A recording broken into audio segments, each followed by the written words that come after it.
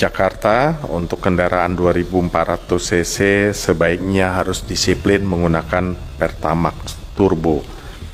Kegiatan-kegiatan tadi juga diminta oleh Bu Menteri Lingkungan Hidup, kami diperintahkan pemerintah daerah agar mengetatkan uji emisi, uji petik. Memang kalau kita lihat terhadap kendaraan-kendaraan baru, itu sudah ada aturan bahwa harus memenuhi standar Euro. Jadi Euro 4, Euro 5 itu sudah berjalan untuk kendaraan baru. Tapi persoalannya kan yang banyak kendaraan yang lama begitu. Maka dilakukanlah pengaturan dengan baku mutu emisi kendaraan. Jadi diperketat, kemudian diuji emisinya. Kalau tidak memenuhi akan terkena pajak denda.